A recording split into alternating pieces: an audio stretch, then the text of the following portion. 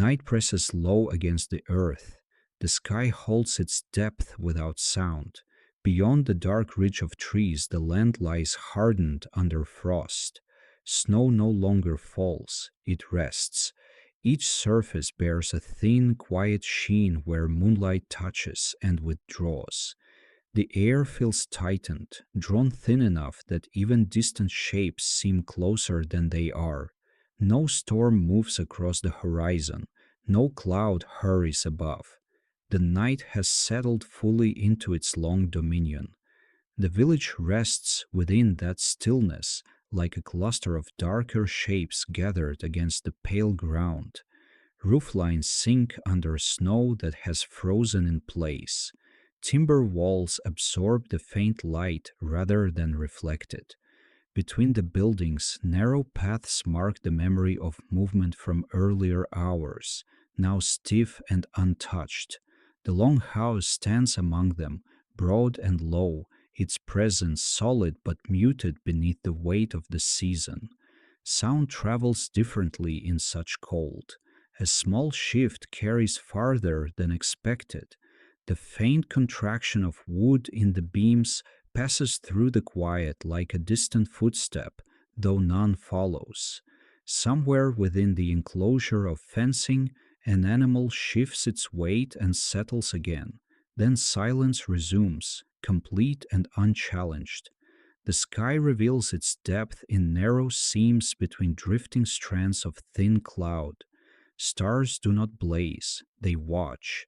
Their light does not warm the land below, only traces its contours. The moon hangs restrained, pale, and deliberate, offering just enough illumination to shape the outlines of walls and doorways without softening them. Darkness remains the stronger presence, filling every space the light does not claim. At the edge of the settlement, near the longhouse entrance, a figure stands within that balance of shadow and faint glow. He does not move at first. His outline is defined by contrast, the pale edge of moonlight along one shoulder, the rest swallowed into the deeper blue of night.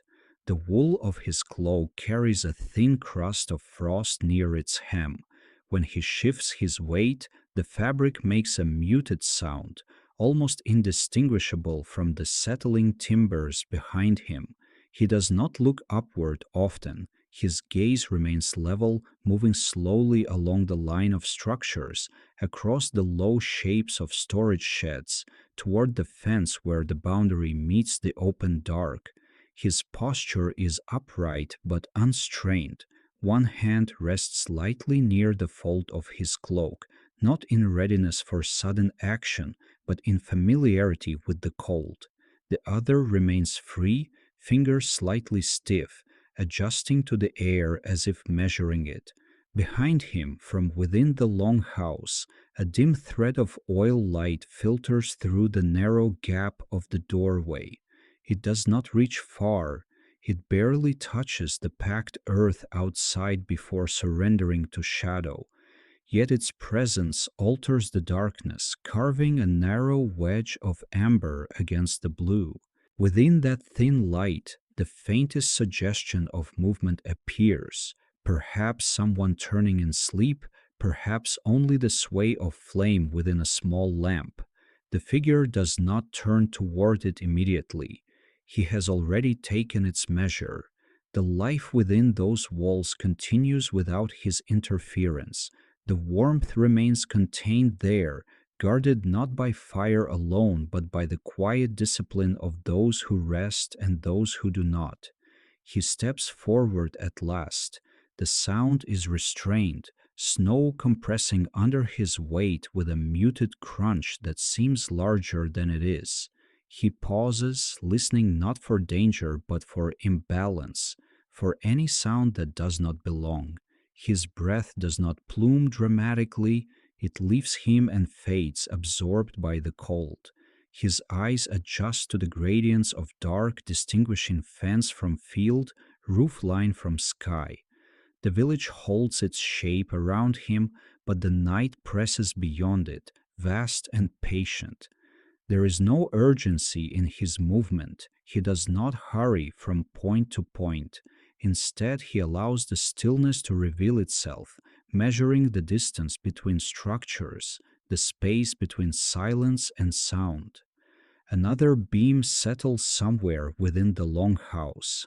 A faint thud follows, then quiet. He shifts his path slightly, angling toward the side where the shadow lies thicker, where the moon does not reach the ground. There, the dark feels heavier, almost textured, and his presence becomes little more than an outline within it. The sky remains unchanged. The village remains at rest, and he stands within that narrow margin between them, where light thins, where shadow deepens, where the long night stretches ahead without promise of quick ending, listening before taking his next slow step into the perimeter of sleeping walls. He moves away from the doorway without turning his back fully to it, angling his steps so that the entrance remains within the edge of his vision. The packed earth outside the longhouse has grown uneven where boots have pressed it throughout the day. Now it has hardened again, its surface faintly ridged beneath the thin crust of frost. His foot lowers carefully, testing the ground before weight settles into it. The sound is small, more felt than heard, a dull compression rather than a break. The wall of the long house runs beside him, its timber dark and coarse beneath the night. He lets his fingertips brush lightly along the outer planks as he walks, not in search of weakness but in acknowledgement of their presence. The wood carries the memory of heat within it, though the outer face is chilled. His glove gathers a faint dusting of frost as he moves, the crystals catching briefly in the sparse moonlight before disappearing against wool. He rounds the rear corner slowly. From here, the oil glow at the entrance no longer touches the ground. The settlement opens before him in muted layers. Storage huts rise in squat silhouettes, their doors barred from within. The low fences form quiet lines that break the space into measured enclosures. Beyond them lies open dark, deep and unmarked. He stands for several breaths at this vantage. The sky above is clear again, the thin cloud having drifted away. Its pale light rests unevenly across the roofs, tracing ridges where snow has settled thicker. He does not look upward long. His attention lowers, scanning the intervals between buildings where shadow collects most densely. He begins his slow passage toward the nearest hut. The path between structures narrows, funneling his movement into a strip of harder packed snow. He keeps to its center. His pace remains deliberate, each step allowed to complete before the next begins. Heel presses, weight shifts, the body steadies, then forward again. Near the first storage door, he stops. He does not immediately reach for it. Instead, he listens. The hut stands silent, its interior sealed. No scraping, no shift from within, only the faint contraction of wood as cold tightens the joints. His hand rises at last. He lays his palm against the door, fingers spread. The grain beneath his glove feels ridged and uneven. He applies the slightest pressure, enough to test resistance without disturbing the latch. The door does not move. He waits, sensing whether any tremor answers from the other side. There is none. He withdraws his hand slowly, lowering it to his side. A thin thread of cold seeps through the wool at his fingertips, but he does not rub them together. He allows the sensation to settle and fade on its own. He moves along the wall of the hut, examining its base where it meets the ground. Frost has crept upward in a narrow line. Snow gathers in shallow drifts at the corners where wind earlier in the day deposited it. He nudges one drift lightly with the edge of his boot, not to scatter it, only to feel its density. It resists. No hollow lies beneath. Turning outward, he scans the space between this hut and the next. The distance is modest, yet at night it seems to widen. The dark holds depth there, not empty but layered. He stands long enough to let his eyes adjust fully before crossing. His steps carry him toward the fence line. The wooden rails stretch in a quiet arc, their tops edged with a pale trace of frost. Inside the enclosure, the animals rest in indistinct forms. He hears one shift, the sound of weight transferring in straw. A soft exhale follows, heavy and untroubled. He rests his forearm lightly on the top rail. The wood presses against the wool of his sleeve.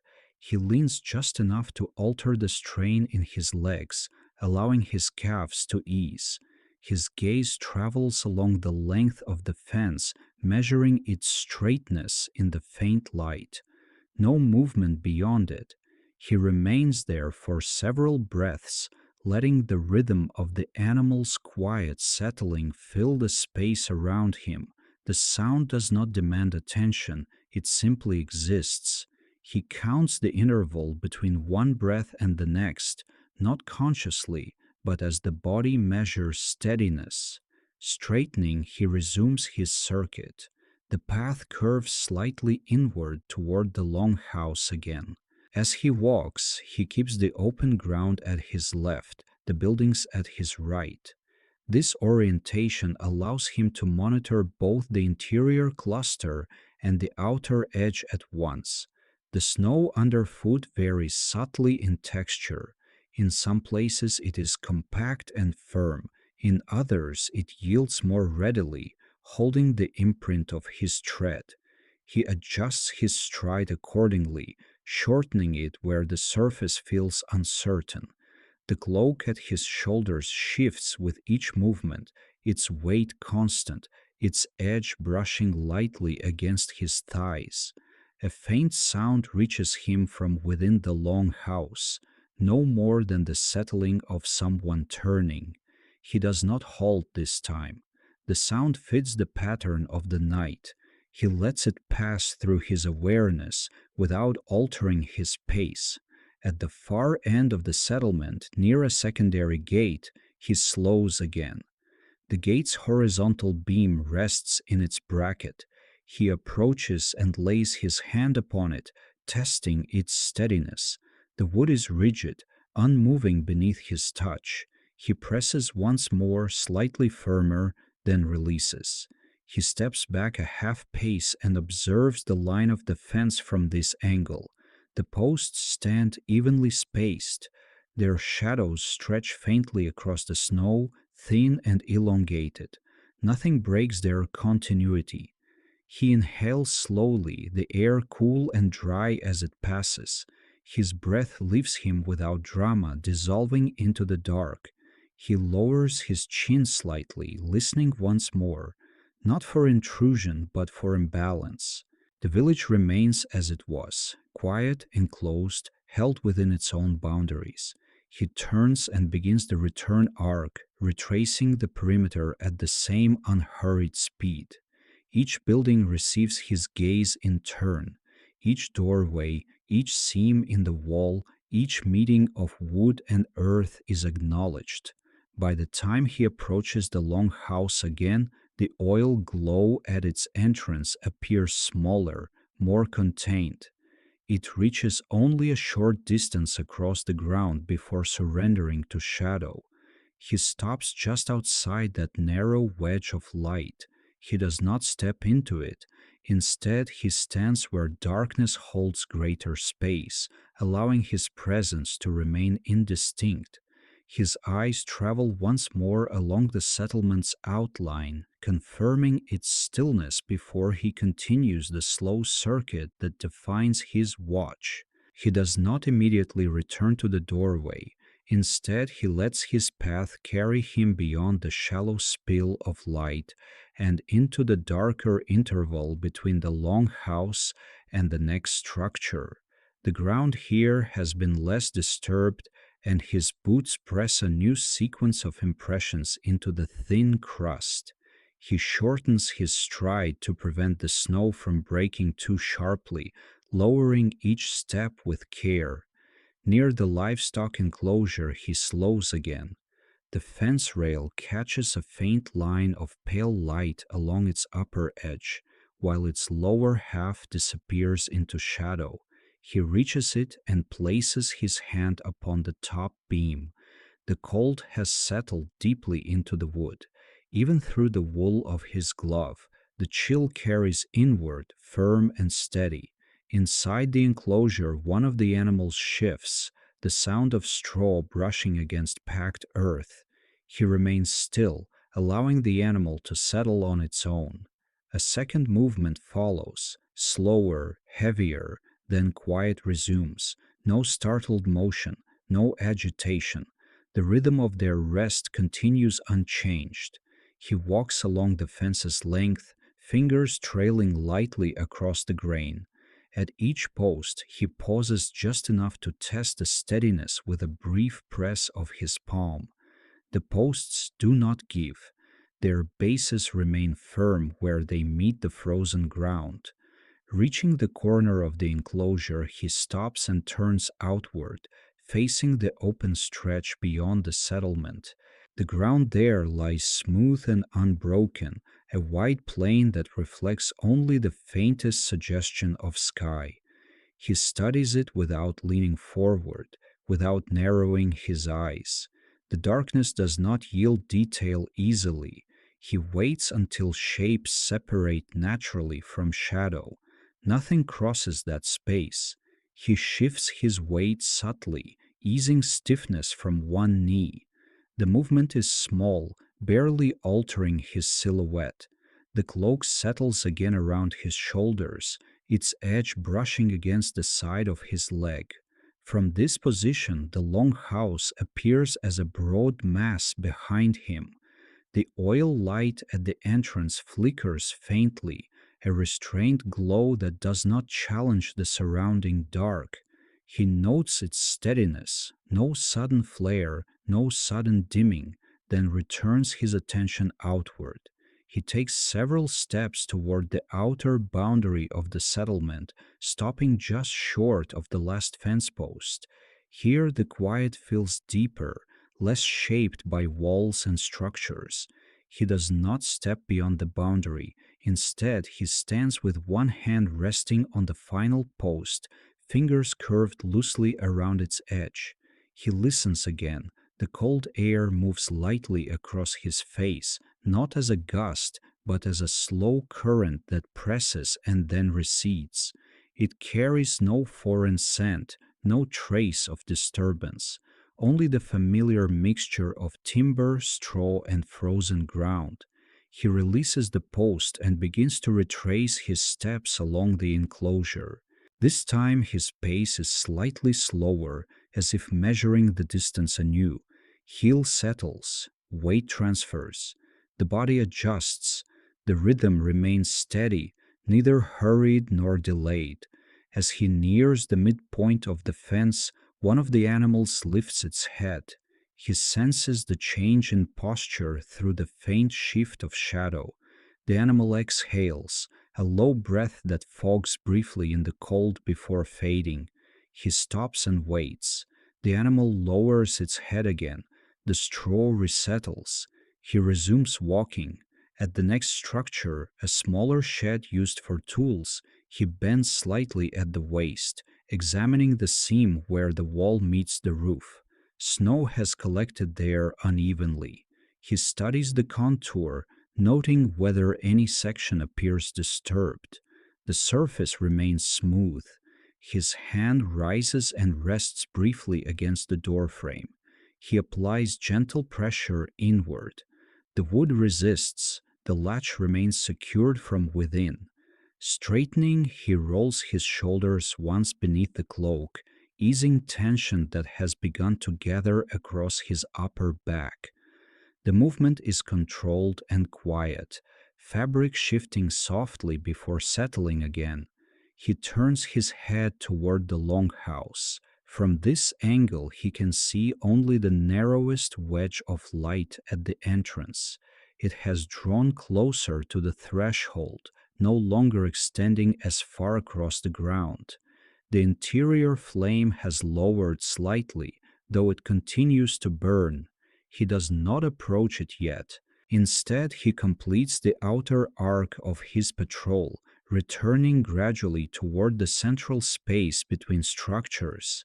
His steps align with earlier impressions, placing boot over boot to avoid creating confusion in the snow. When he reaches the broad side of the longhouse again, he slows to a near standstill. The wall before him holds faint patterns in the timber, lines worn smooth by time and touch. He traces one of these grooves lightly with the edge of his glove, following its path for a few inches before letting his hand fall. He stands in partial shadow, the majority of his form absorbed into the dark. The village remains as it was, enclosed, quiet, measured.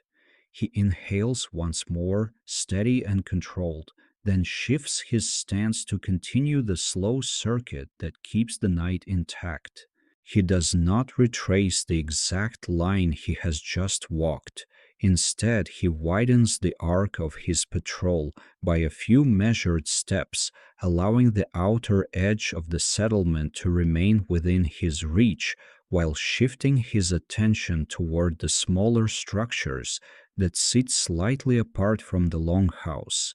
The space between them feels broader in this direction, less shaped by the central warmth that lingers faintly near the entrance. His boots press into snow that has not yet been compacted by repeated passes. The crust gives way with a softened fracture, then settles beneath his weight. He lifts each foot carefully, setting it down with intention so that the disturbance remains shallow. The act requires more control, and he slows accordingly. The first small shed stands low, its roof bearing a firm layer of frozen accumulation. He approaches from the side rather than directly from the front, circling it once at a distance before closing in. His eyes trace the line where roof meets wall, where wall meets ground. The shadows here are thicker. Moonlight does not reach fully between these structures. He stops beside the door. The latch is secured from within as it should be. He places his hand just below it, palm flat against the plank. The wood feels colder here than along the longhouse wall. He presses gently, testing the resistance not to open it but to confirm its stillness. The door holds without tremor. He lowers his hand and crouches slightly, bringing his gaze level with the lower seam of the door. A narrow line of packed snow has gathered there. He studies it, searching for any irregularity, any sign that the threshold has shifted. The snow remains unbroken. Rising slowly, he rolls his shoulders once, the movement subtle beneath the weight of his cloak. A faint stiffness has settled along his spine from standing still too long at earlier points. He lets the tension ease before moving again. At the next structure, a smaller tool shed, he repeats the sequence with minor variation.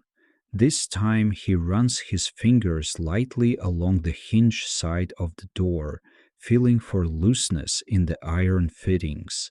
The metal bites with cold even through his glove. He applies slight pressure, then withdraws. He steps back 2 paces and looks upward. The roofline forms a dark triangle against the sky. Snow clings unevenly along one side. He studies the pattern, recalling how it lay earlier in the evening. It appears unchanged. No fresh slide has altered its surface. He moves onward. The fence line curves away from the longhouse at a gentle angle, enclosing a small storage area used during daylight hours. He follows it, brushing snow from the top rail with the back of his glove in a slow, unhurried motion. The action reveals the wood beneath, dark and dry. He leaves a faint trail of cleared sections behind him, not as a signal but as a byproduct of touch. At each post he presses with his boot near the base, testing the ground's hold. The earth is frozen firm. The posts do not sway.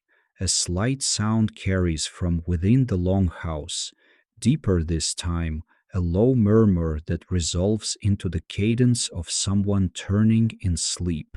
He steals immediately, head angled slightly toward the entrance, though he cannot see it from here. The sound does not repeat. After a measured pause, he resumes his inspection. He approaches the secondary gate once more, this time examining the bracket that holds the crossbeam in place. He crouches to inspect the join, his breath slow and controlled. The joint remains tight, the wood snug against its support. He presses the beam upward slightly, confirming its weight. It settles back without rattle. Standing again, he lets his hand rest briefly on the gate's surface. The wood is textured with shallow cuts from tools and years of handling. His glove traces one groove, then another, as if reading the history embedded there. He does not linger long. He steps back into the open space between structures and pauses. The repetition of these small acts, pressing, listening, tracing, forms the substance of his watch. Each gesture is nearly identical to the last, yet he performs them with renewed attention. There is no haste in his return to any point. The path he walks may be familiar, but the night demands confirmation anew each time. He begins another slow pass along the inner curve of the fence. His stride has shortened slightly, conserving energy while maintaining steadiness. The cloak shifts softly with each movement, brushing against his legs. Beneath it, his muscles hold a quiet fatigue, not sharp, not urgent, but present. Near the midpoint of the fence, he pauses again and places both hands upon the top rail, leaning forward just enough to alter his stance. His gaze moves outward across the open ground beyond the settlement. The surface remains smooth and undisturbed. The dark beyond holds no movement. He straightens and turns inward, directing his path back toward the cluster of buildings. As he passes the storage huts once more, he alters the order of his checks, reversing the sequence from earlier. He approaches the second hut first this time, then the first, ensuring that his attention does not fall into automatic pattern. His hand presses the door, his fingers test the seam, his boot nudges the snow at the base. Everything remains as it should be. He continues circling toward the longhouse again, the circuit tightening gradually as if drawn by a quiet center. The oil glow at the entrance is smaller now, but still present. He does not step into it.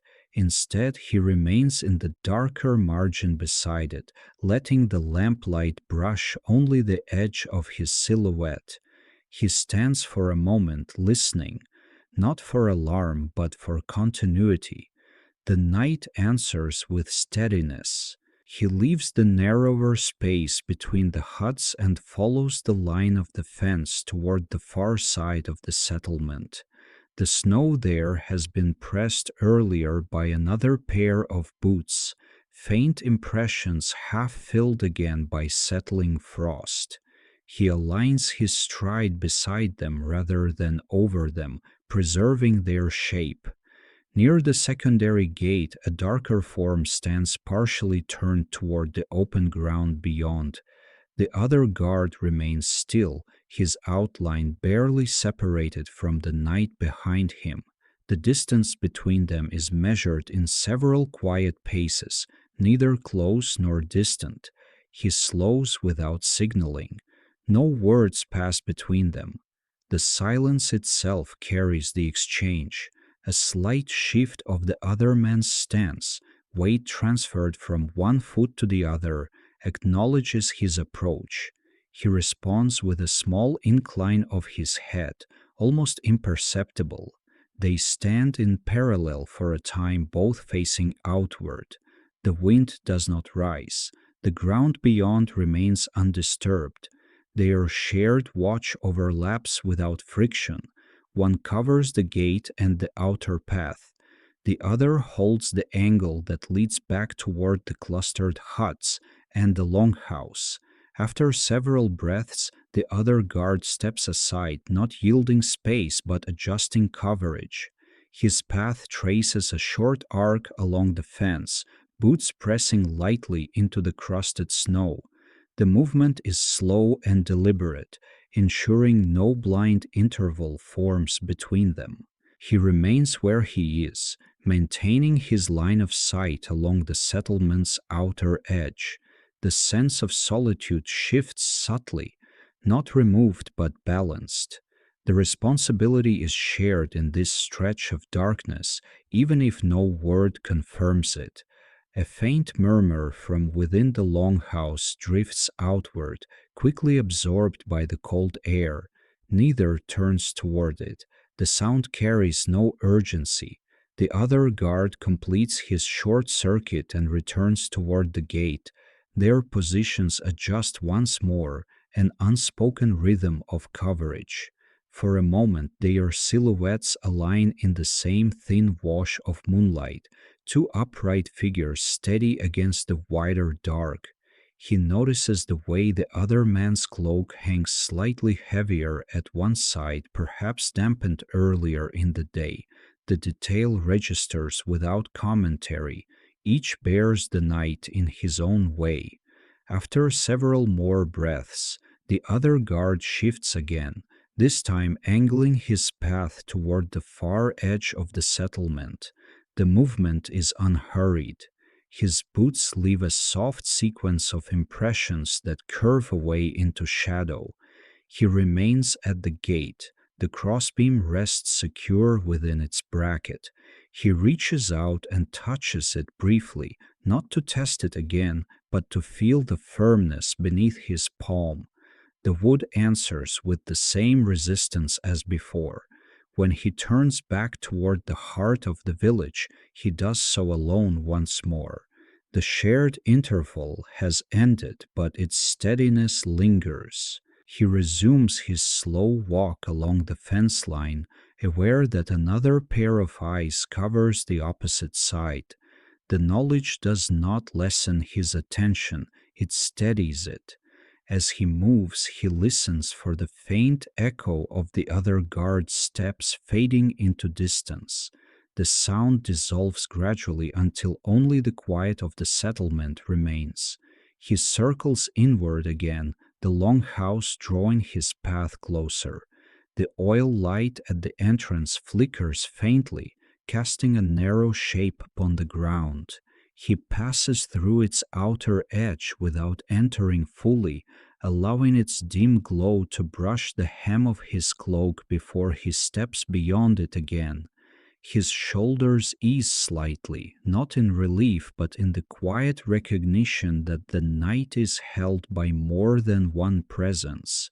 He continues the circuit, each measured step reinforcing the invisible pattern that binds them all.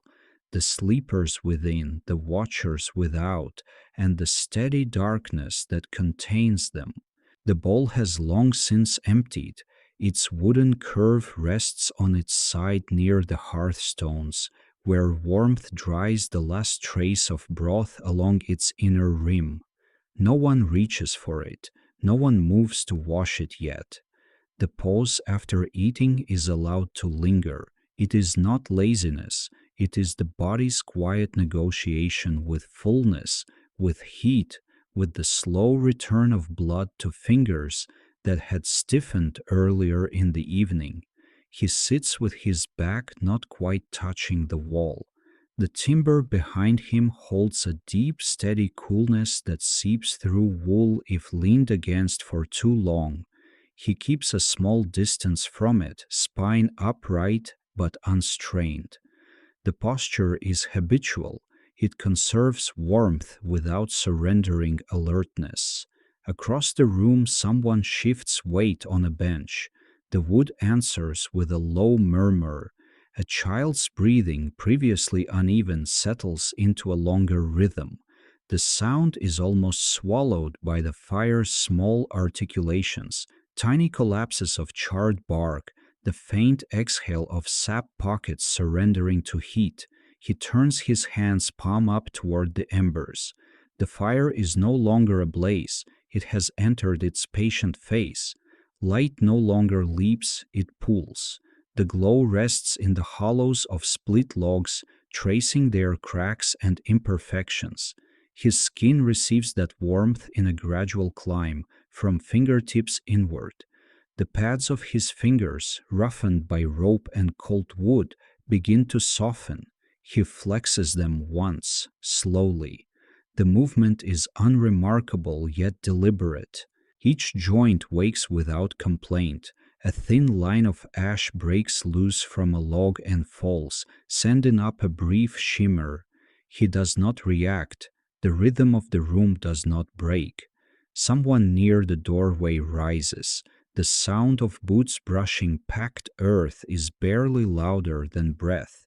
The door is not opened fully, only enough to admit a narrow seam of colder air. It slips in low and quick, touching ankles first, then thinning as it rises. The flame acknowledges it with a brief lean, then steadies. He feels the cold touch his left heel through the sole of his shoe. It is a precise sensation, sharp but fleeting. The door closes again with care, wood meeting wood without a slam. The seam of night withdraws. The room exhales. He shifts his weight forward and reaches for a strip of hide laid earlier near the hearth. It has been drying there, not to harden but to maintain its flexibility. The surface is matte, faintly warm. He draws it closer, resting it across his knees. The act of working begins without announcement. His hands move in small arcs, thumb pressing along the length to test for stiffness. He bends it slightly, then releases. The leather yields and returns. Satisfied, he retrieves a narrow bone tool from beside him, a piece worn smooth by years of contact. He does not hurry. The tool glides along the inner surface of the hide, smoothing, thinning where needed. Each pass is measured. The sound is soft, a low rasp that blends with the hearth's breathing. No one comments. The room accepts the continuation of labor as naturally as it accepts the fire. This is not production for urgency. It is maintenance. It is the keeping of small necessities in order. He pauses to warm his right hand again. The fingers cool quickly once removed from direct heat. The balance between warmth and work requires attention. Too near the embers and the hide will stiffen. Too far and his grip will falter. He adjusts, bringing the leather slightly to the side away from direct glow. The bone tool resumes its path. Across from him, an older figure bends over a garment, needle glinting faintly when it catches a breath of light. The thread moves in and out with quiet certainty. Fabric shifts against fabric. The room fills with small individual tasks, each one nearly silent yet collectively steady. He studies the edge he is shaping. There is no visible flaw, but he feels for it anyway.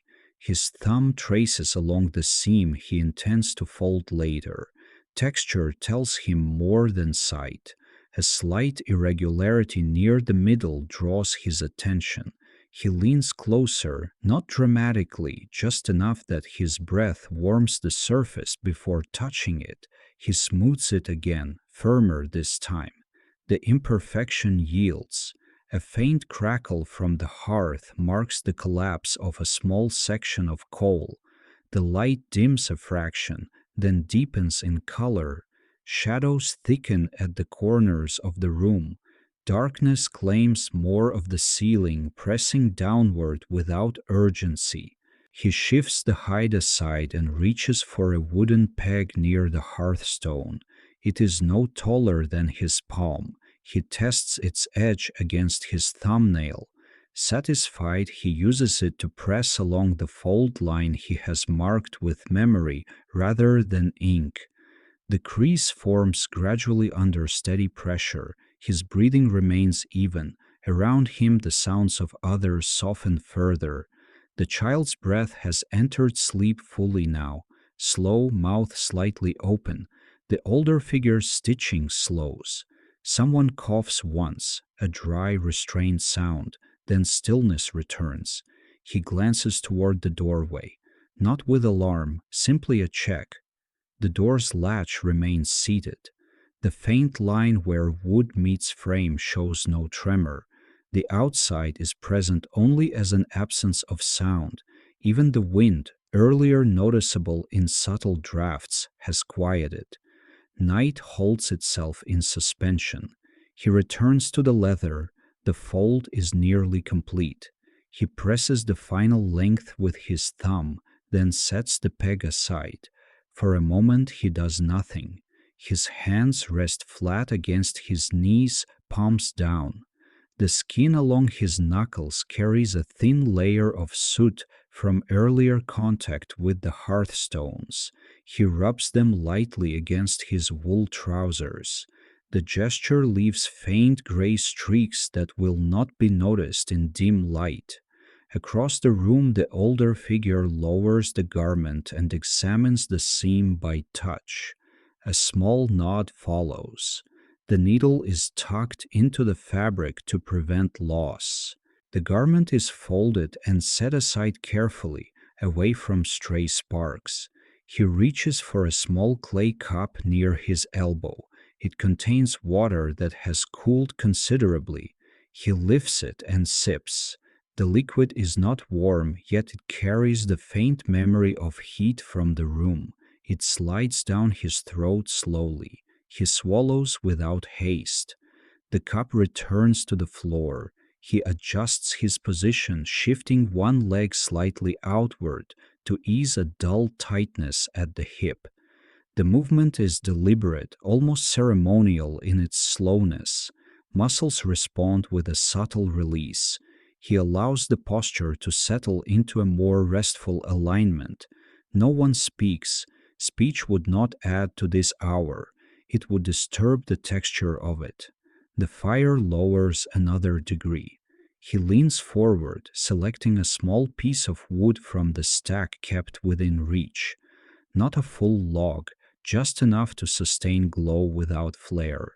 He places it carefully among the embers, angling it so that contact with heat is gradual. There is no burst of flame, only a slow acceptance. The wood darkens first, then a thin line of orange appears along one edge. The light grows slightly brighter, but contained. Shadows retreat a hand's breadth from the walls before settling again. He studies the effect. Satisfied, he withdraws his hand and rests it against his chest briefly, feeling the steady rise and fall beneath his palm. The rhythm reassures without demanding attention. Across the room, someone lies down fully now. The bench creaks under redistributed weight. A blanket is drawn up with a soft pull. Fabric brushes against fabric in a muted sigh. He does not lie down yet. His role at this hour is not fully relinquished. Not until the fire reaches a more predictable state. Not until the room's breathing has synchronized. He retrieves the hide once more, inspecting the fold under the adjusted light. The crease holds. He bends it gently to confirm flexibility. It responds without resistance. He sets it aside finally, near the hearth but not too near. Tomorrow it will be sewn into its place. For now it rests. His hands, freed from task, remain idle only a moment before he rubs them together lightly, not for warmth alone, but to clear residual ash and dust. The friction produces a faint sound like dry leaves brushing. He lowers them to his thighs again. The room has entered its deeper phase. Breathing dominates now, slow, layered, overlapping. The fire's sound has reduced to occasional whispers. The darkness occupies most of the space, leaving only a modest pool of amber near the hearth. He allows his gaze to soften. There is nothing urgent to track, no movement beyond the ordinary settling of wood, the small shifts of sleeping bodies. He tilts his head slightly, listening, not for danger in a dramatic sense, but for imbalance, a shift in tone, a crack out of pattern. None comes. He reaches for a folded piece of cloth near the hearth and drapes it lightly over the hide to shield it from stray sparks. The motion is economical. The cloth lands without noise. Then finally he adjusts his seat. He lowers himself to a more reclined posture, back angled slightly toward the wall now, trusting the warmth stored in his clothing to buffer the wood's coolness. His legs extend forward, ankles crossing loosely. He draws his cloak tighter around his shoulders. The fabric carries the faint scent of smoke and animal oil. It settles against his neck, sealing in heat. He exhales slowly, longer than before. The breath clouds faintly in the cooler upper air, then dissolves. His eyelids lower, not fully but halfway. The fire continues its contained glow. Outside, the night remains unannounced. Within, the room holds its quiet agreements, warmth measured, tasks paused, watchfulness unspoken. He does not surrender entirely to sleep, but he allows the boarder to approach. His breathing lengthens. The small piece of wood added earlier catches more fully now, though still without flare. The glow strengthens slightly, then stabilizes.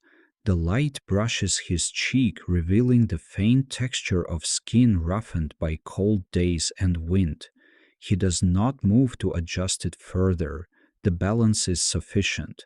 Across the room, the older figure shifts once, then stills. The child turns onto one side, breath uninterrupted. The air thickens with the weight of shared rest. He closes his eyes, not in retreat, in measured trust. The fire, the walls, the layered breaths, each holds its portion of the night. He turns from the fence line and angles his steps toward the rear wall of the longhouse, where the light from within does not reach. The ground here is firmer, packed by earlier passage, and shaded from what little glow spills outward.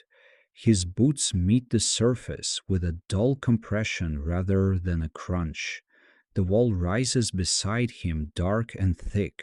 He places his gloved palm against the timber briefly, feeling the subtle difference between outer cold and the faint retained warmth deeper within the structure. The wood is not warm, yet it is less biting than the air. He withdraws his hand and continues along the length of the wall, moving slowly enough that each step settles before the next begins. His shoulders incline slightly forward, not from strain but from the habitual shape of a man who listens with his body. From within, there is a shift in weight, wood creaking under a sleeper turning on a bench. The sound is muted, contained. He stops without haste. His head tilts just enough to align his ear closer to the seam between planks. Another sound follows, fabric brushing against fabric. a low murmur that does not form words. The rhythm steadies again. He remains there for several breaths. The oil lamp near the entrance burns lower now. Its glow barely outlines the edge of the doorway, a thin band of softer darkness against the night. From this angle, the interior cannot be seen, only sensed through vibration and faint sound. He resumes walking. At the rear corner of the structure, he pauses again, this time not for sound but for stillness. The open space beyond the huts lies quiet. No movement disturbs the alignment of shadows between the smaller buildings. The air carries no sudden shift. He adjusts the clasp at his throat, fingers working slowly against stiffened leather. The gesture is small but deliberate. The weight of the cloak settles more evenly across his shoulders. A thin line of cold had been tracing along his neck, now it is held back. He draws a breath through his nose, shallow but steady. The air presses against the inner lining of his nostrils, sharp without sting. He releases it gradually, careful not to let the exhale become visible in any heavy plume. His legs carry the fatigue of earlier hours, not exhaustion, but a density in the muscles, as though the night has added weight to each limb. He shifts his stance, placing more pressure onto his back foot for a moment before redistributing it. Inside the longhouse, a different sound emerges, soft, rhythmic, almost imperceptible. The breathing of many bodies layered together. It reaches him not as a single chorus, but as a subtle vibration through wood and air combined. He does not count them. He does not name them. The responsibility remains abstract yet tangible. It rests in the way he holds his spine straight, in the way his gaze sweeps slowly across dark thresholds between structures. He moves away from the rear wall and crosses the narrow space between the longhouse and the nearest smaller dwelling. The path is tight. His cloak brushes lightly against rough timber, a faint rasp of wool against wood sounds, and then fades. The smaller dwelling shows no light. Its doorway is sealed with a hanging of thick fabric drawn fully across. He pauses before it, not expecting sound, but acknowledging its presence.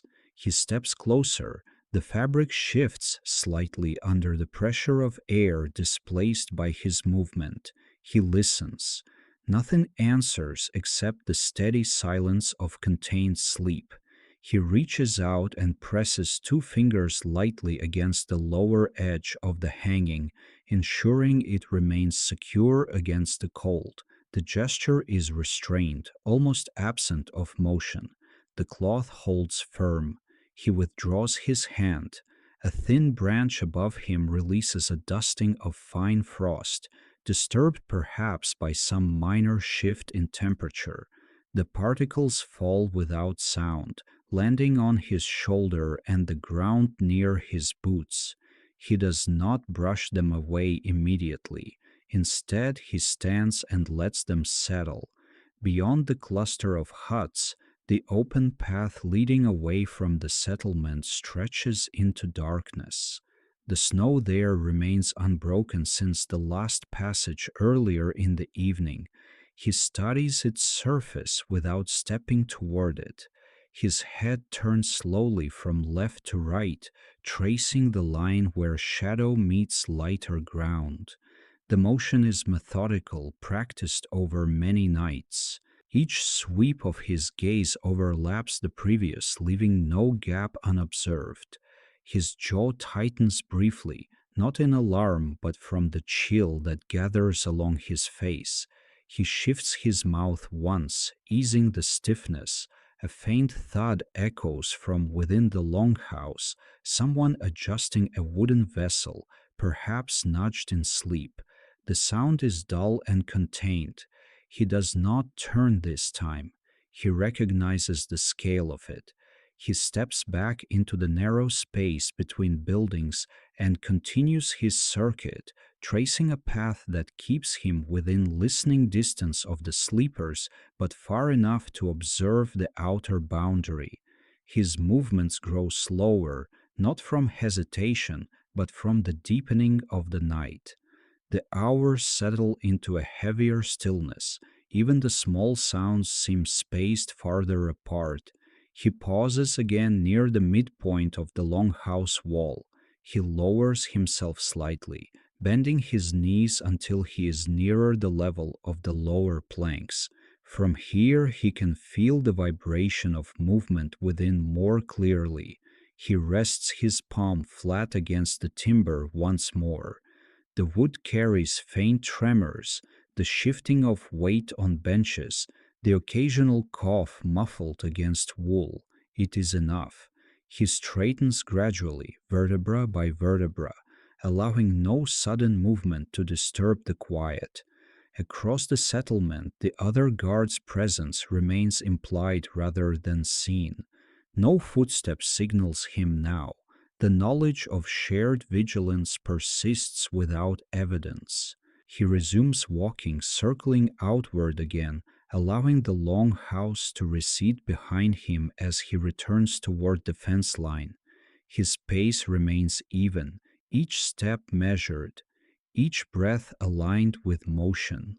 The darkness continues to occupy most of the space around him, pressing inward without aggression. The small pools of oil light do not expand, they remain contained, marking only the narrowest zones of visibility. He moves between them and beyond them, inhabiting the wider shadow. A distant animal shifts somewhere beyond the settlement, perhaps a fox crossing hardened snow. The sound is brief, light, and fades before it fully forms. He angles his head toward it, listening. Nothing follows. He does not pursue. The boundary holds. He stands once more near the gate, hands resting loosely at his sides. The crossbeam remains secure. The snow beyond remains undisturbed. His shoulders lower slightly as he settles into stillness. Time lengthens. The night does not advance with urgency. It deepens gradually, thickening the silence between minor sounds. He shifts his weight from one foot to the other, careful to keep the movement smooth. The muscles in his calves respond slowly. He rolls his shoulders once, a subtle motion beneath the cloak, easing tension gathered there. Inside, the layered breathing continues. Outside, the village rests under his quiet attention. He remains upright, gaze steady, body aligned with the responsibility that binds him to this hour, and the night holds. He does not leave the gate immediately.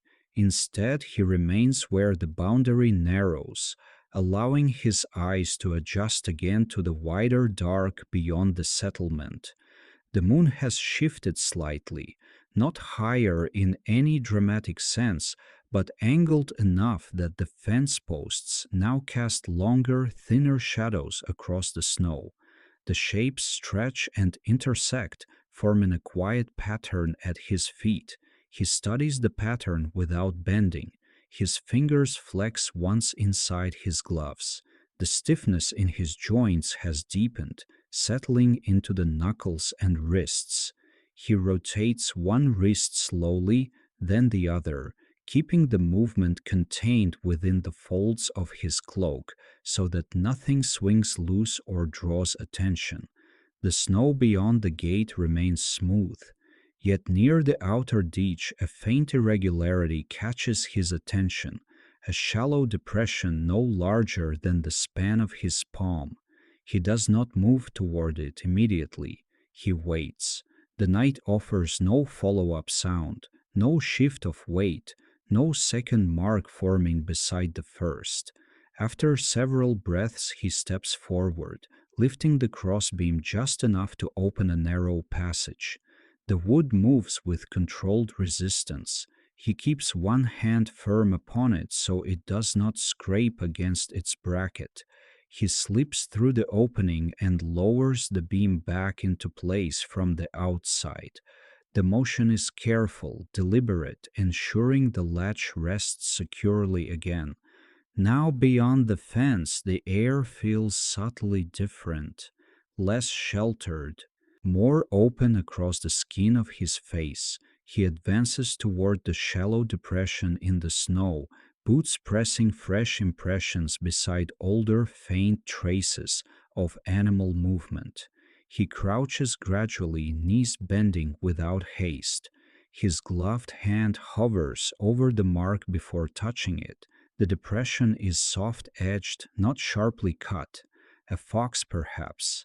The toes have already blurred under a thin settling of frost. He traces the outline lightly, confirming its direction. It moves parallel to the settlement rather than toward it. He remains crouched for a few breaths longer than necessary, scanning the open stretch beyond. The land does not answer with movement. He straightens slowly. From this vantage, the longhouse appears lower, its roofline blending into the night. Only the faint seam of light near the entrance distinguishes it from the surrounding darkness. The oil lamp burns smaller still, its glow thinning. He turns his head toward the rear boundary of the settlement, checking the alignment of huts and fence from this outward angle. The village appears compact, drawn inward against the cold. No shadow moves where it should not. He steps backward once, testing the firmness of the ground beneath his heel. Then he pivots and walks along the outside of the fence for several paces, keeping the wooden barrier within arm's reach. His fingertips brush lightly along the top edge of the posts as he moves, feeling for looseness, for subtle shift. Each post remains firm under the frost. A thin layer of ice has formed along the upper rail. His glove scrapes softly across it, producing a faint granular sound. He stops and presses more firmly against one joint where two lengths meet. The wood holds. He continues along the outer curve until he reaches the rear corner of the settlement. From here, the forest edge stands at a measured distance, dark vertical lines without movement. He does not approach the trees. Instead, he stands still, allowing the silence between the settlement and the forest to settle into him.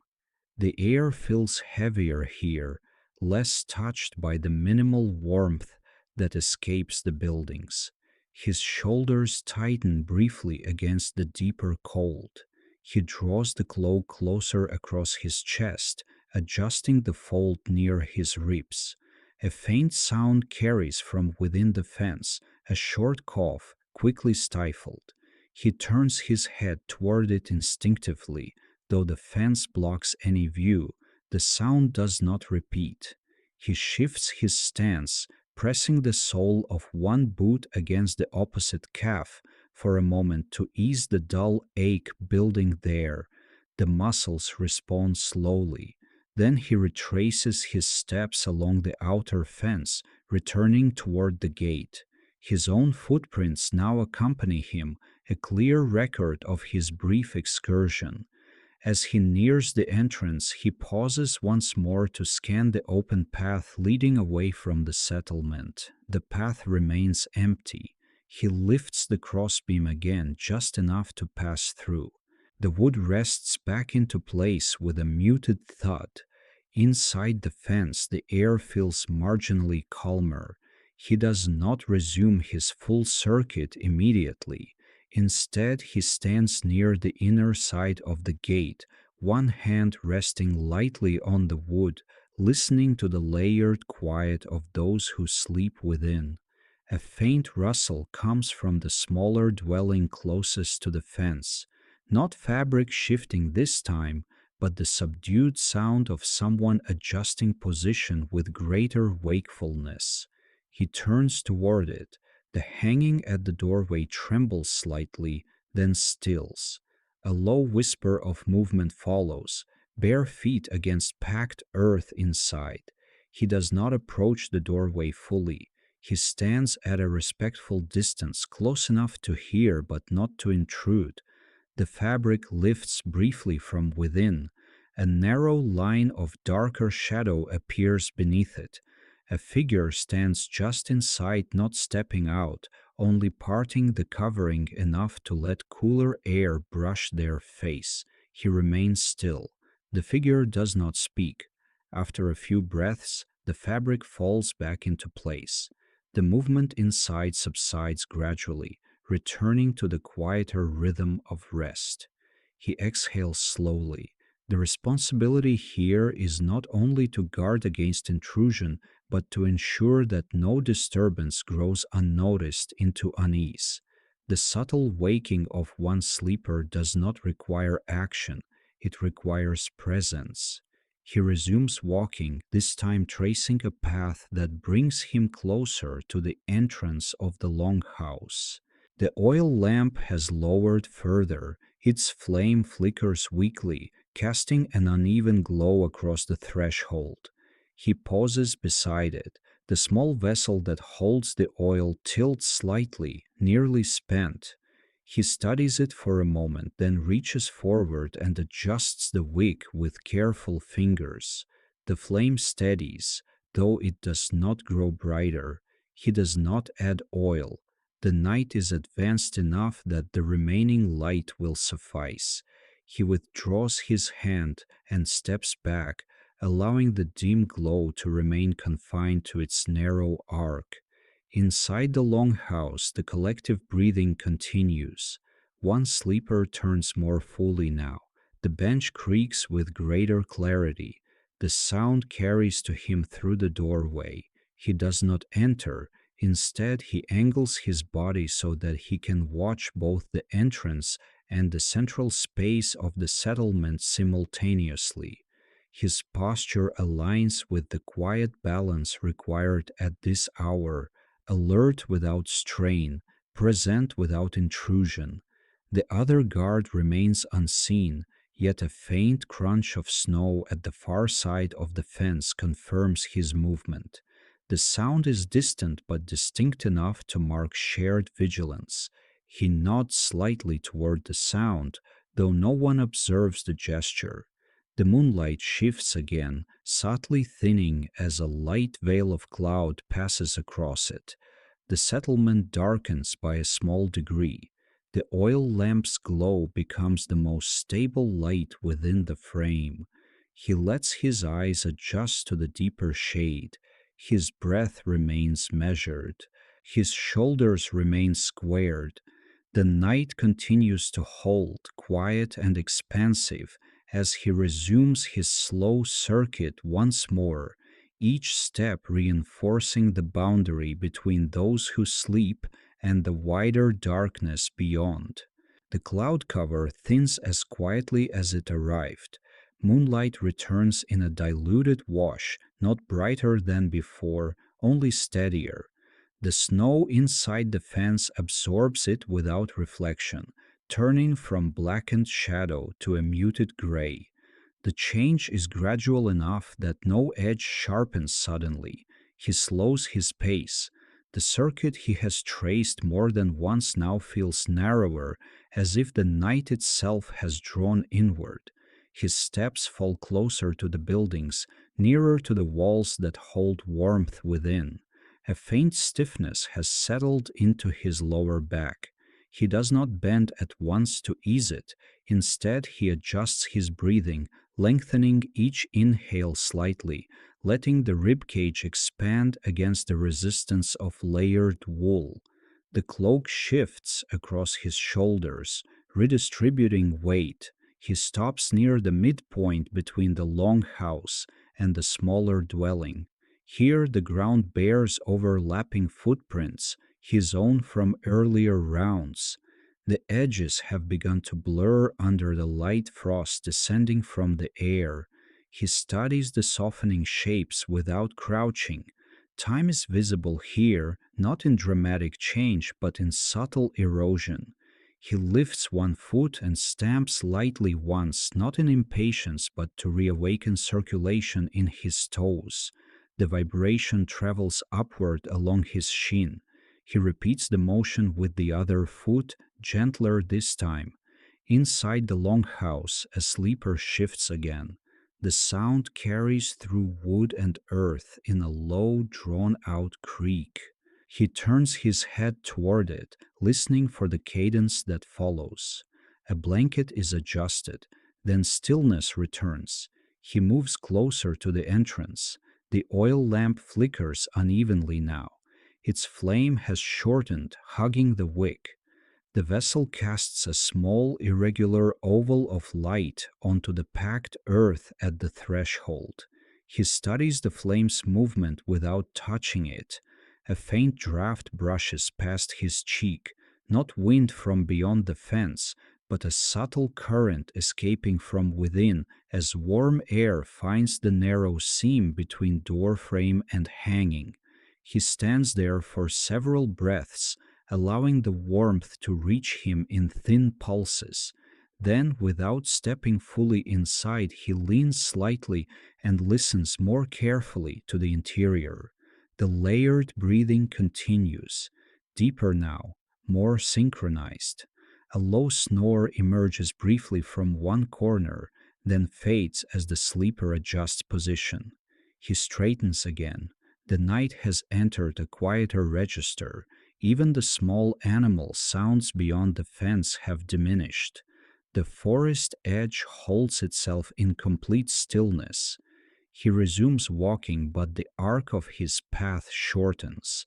Instead of circling the full perimeter, he traces a narrower route that keeps him within sight of both the gate and the longhouse entrance. Fatigue presses more noticeably against his thighs now. The steady standing, the repeated pacing, these accumulate without announcement. He lowers himself slowly onto a low stump near the inner fence, not to rest fully, but to redistribute weight from spine to hips. The wood is cold beneath him. The chill seeps through the fabric at his back and thighs. He remains only long enough to ease the strain, not long enough to surrender warmth. He rubs his palms together once more, then cups them briefly over his nose and mouth, letting his breath warm the air within that small shelter of fingers. The sensation lingers as a mild heat across his skin. He lowers his hands and looks toward the smaller dwelling again. This time, no movement stirs behind the hanging. The fabric remains motionless, its lower edge stiffened by frost. He tilts his head upward slightly, studying the sky above the settlement. The cloud veil has thinned into scattered strands. Between them, a few dim stars show through, faint but steady. He does not linger on them. His gaze returns to the ground level, where boundaries matter more than distance. A faint tapping sound emerges from the rear side of the longhouse. Not sharp, more a subtle contact of wood against wood, perhaps a loose interior beam settling. He rises from the stump without haste and walks toward the rear wall. He places his palm against the timber again, as he has before. The wood is colder now. The warmth stored from earlier hours has diminished. Through the planks, he senses the interior quiet. The tapping does not repeat. He shifts his weight closer to the wall and lowers his ear toward the seam between boards. The position is brief, restrained. He does not press fully. He only allows proximity. Nothing follows. He straightens and steps back. The fence line remains intact. The crossbeam at the gate holds firm. The oil lamp continues its thin vigil. He exhales, slower than before. The hours have thickened, not dramatically, but enough that the body recognizes the weight of them. His shoulders round slightly before he corrects them, drawing himself upright again. From the far side of the settlement, a faint crunch signals the other guard's movement. The sound is measured, matching the pace of earlier rounds. He does not call out. The acknowledgement remains silent. He resumes his path toward the gate, tracing his earlier steps with minor variation, ensuring no section of fence goes unchecked. As he nears the entrance, he pauses and studies the crossbeam once more. His hand tests its balance. The wood is firm under his grip. He rests his forearm briefly against the gatepost, allowing the support to take some of his weight. His breathing remains steady. Inside the long house, the sleepers have settled into deeper quiet. The earlier adjustments have ceased. The rhythm now is even, low, almost imperceptible from this distance. He pushes himself upright from the gatepost and steps back into the open center of the settlement. The moonlight, though faint, outlines the roofs and fence posts in pale edges. The oil lamp's glow has shrunk to a mere ember-like flicker. He considers it for a moment, then leaves it untouched. The darkness now occupies more of the space than the light. The balance has shifted gradually, almost unnoticed. He stands in that darker field, shoulders squared, breath measured, posture aligned with the quiet that surrounds him. The night holds its shape, and he remains within it, neither advancing nor retreating, simply present as the silence deepens another small degree. The hours thin without announcing themselves. He feels it not as a change in light, but as a subtle easing in the density of the dark. The sky does not brighten yet, but the blackness above loses a fraction of its depth, as though it has been stretched too long and is beginning to relax. He stands near the center of the settlement, no longer pacing in full arcs. His movements have shortened into small adjustments, one step forward, one step back, keeping him aligned with both gate and longhouse without the need for constant circling. His knees carry a steady ache now. It is not sharp, it settles behind the joints like a slow weight. He bends them slightly, lowering himself into a shallow crouch, then rises again. The motion is deliberate, quiet, preserving warmth in the muscles. The oil lamp at the entrance flickers once, then steadies into a dim, stubborn glow. Its wick has shortened to a narrow curl. The flame leans but does not extinguish. He approaches it, not to replenish, not to correct, only to observe. The small vessel radiates a faint warmth against his knuckles as he hovers his hand near it. He adjusts the angle of the lamp by a fraction, ensuring it does not tilt toward the threshold where stray drafts could smother it. The change is minimal. He steps back. Inside, the breathing has deepened further. The rhythm has entered that stage where even the smallest interruption would be felt. A child sighs in sleep long and soft, then settles. He tilts his head toward the sound, listening not for distress but for pattern. The sigh does not repeat. He turns away from the entrance and moves toward the rear wall once more. This time his pace is slower, not from caution but from fatigue that has grown more tangible. He rests his palm against the timber again. The wood is cold now, nearly matching the air outside. The warmth stored earlier has faded entirely. He presses his fingers more firmly, feeling the grain beneath his glove, the slight ridges where tools shaped it long ago. The building holds. The sleepers remain undisturbed. He withdraws his hand and leans his shoulder briefly against the wall. The contact is short, intentional. He does not allow himself to sink into it fully. Beyond the fence, the forest edge remains a fixed line. Yet the quality of darkness between the trees has shifted.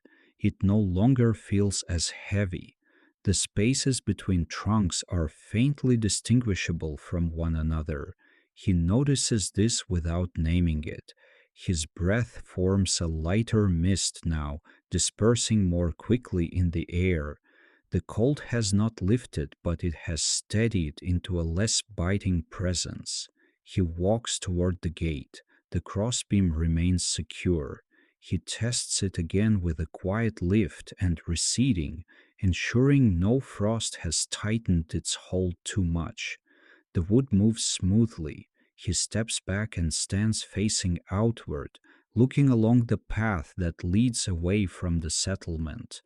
The snow on that path shows no new impressions. His own earlier tracks have softened further, their edges rounded by settling frost. He scans the horizon line once slowly from left to right. No movement interrupts the stillness. Behind him, a sleeper coughs lightly, then shifts. The sound carries across the open space of the settlement, softer than before. He turns his head but does not step away from the gate. The cough fades into quiet breathing again. He shifts his weight from one leg to the other, stretching his calf subtly by pressing his heel into the packed earth. The muscle responds with a gradual release.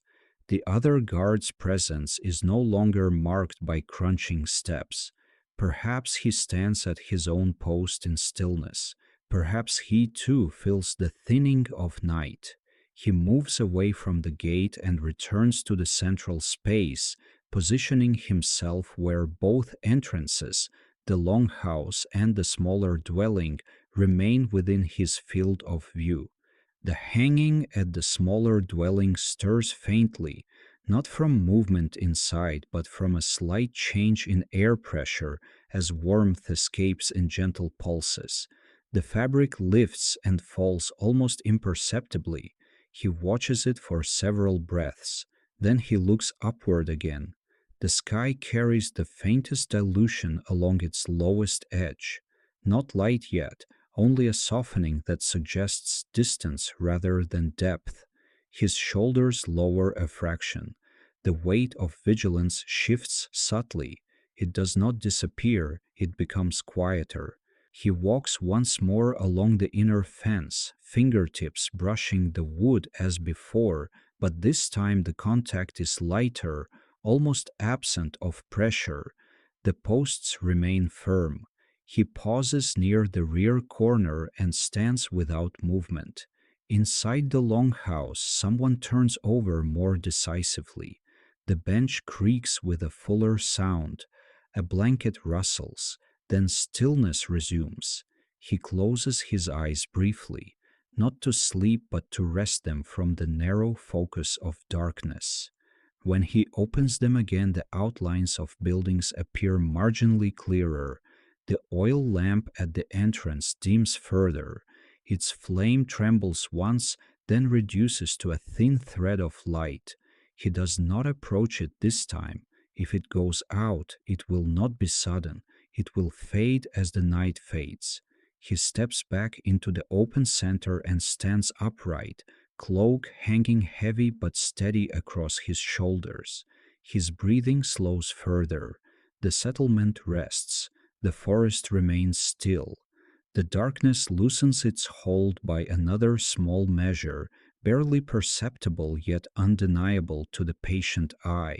He remains where he is, neither moving forward nor retreating, allowing the last deep stretch of night to pass across him in quiet continuity. The lamp at the entrance gives one last uneven tremor. Its flame narrows to a filament, bends, and then, without smoke, without sound, recedes into a dull red bead along the wick. The bead lingers for a few breaths before surrendering to darkness. He does not move toward it. The absence of that small light does not deepen the night as much as expected. The sky has already begun its quiet dilution. The snow reflects a faint, indirect pallor that softens the outlines of fence and roof. He remains standing in the open center of the settlement.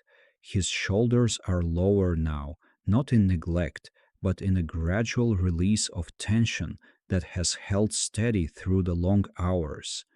The vigilance does not disappear, it settles into a calmer register. Inside the long house, the breathing continues, steady, layered, warm. A sleeper shifts and draws a blanket closer. The fabric drags softly across wood. The sound is no longer sharp against silence, it blends into the thinning dark. He turns his head slightly toward the smaller dwelling. The hanging at its doorway is still. Frost clings along its lower edge, faintly visible in the dim light. No movement stirs behind it. He walks once more toward the rear wall of the longhouse, but the circuit is no longer full. His steps are shorter, slower. The need to trace every boundary has eased into a quiet assurance. He rests his palm against the timber for the last time this night. The wood is firm and cold beneath his glove. No tremor passes through it beyond the gentle pulse of sleepers shifting weight in dreams. He keeps his hand there a moment longer than before, as if acknowledging the structure's steady endurance. Then he withdraws it. The forest beyond the fence has begun to separate into discernible trunks. The darkness between them lightens by a shade. Not day, not yet, but the suggestion of space widening. He walks to the gate and places both hands on the crossbeam without lifting it. The wood bears the faint imprint of frost beneath his palms. He presses lightly, confirming its stability, then releases. His breath leaves his mouth in a thin, even stream. It dissipates more quickly now, absorbed into air that no longer feels as dense. A child inside the longhouse murmurs something indistinct and then grows quiet again. The murmur carries no alarm. It is a fragment of dream dissolving as it forms. He tilts his head in acknowledgement, then straightens. The ache in his legs remains, but it has softened into a dull presence rather than a sharp reminder. He shifts his stance once, rolling his shoulders beneath the cloak. The fabric settles differently, less burdened. He moves toward the center again and stands facing the longhouse entrance. The threshold is darker without the lamp, yet the interior no longer appears sealed. A faint gradation of gray suggests the shape of the doorway, the depth beyond. He listens. Breath, stillness, the faint creak of wood adjusting to subtle changes in temperature, nothing more. He lowers himself slowly onto the low stump near the inner fence, this time allowing his weight to rest more fully. The cold seeps through the fabric at his back, but he does not rise immediately. His elbows rest lightly on his knees. His gaze remains forward. The sky continues its slow transformation. Along the farthest edge of the horizon, a muted tone emerges, neither color nor brightness, only a lessening of shadow. The settlement does not stir yet. No one rises. The sleepers remain held within the last stretch of uninterrupted rest. He inhales deeply once, then releases the breath with care. The responsibility of the night loosens, not abandoned but shared now with the approaching light. The boundaries he has guarded remain intact. The quiet has held. He rubs his hands together slowly, more from habit than from need. The friction is softer now, less urgent. He lifts his head and closes his eyes briefly, not in fatigue alone, but in the simple act of resting them from the long watch. When he opens them again, the shapes of roof and fence appear clearer, edged by the faintest hint of morning's approach. He remains seated.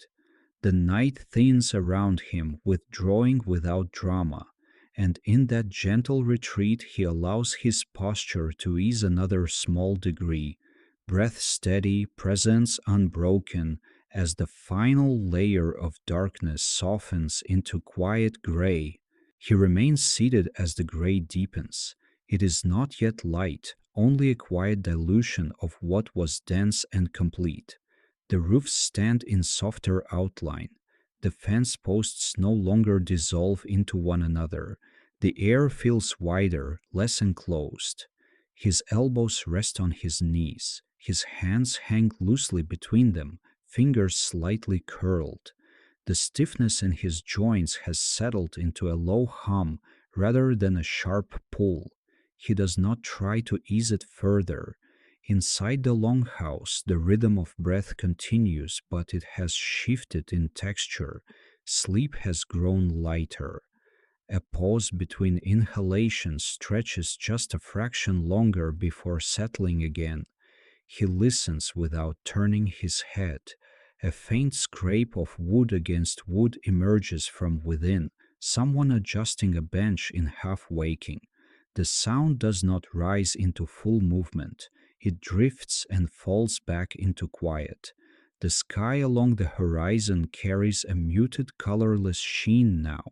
Not warmth, not brightness, only the sense that distance has returned to the world.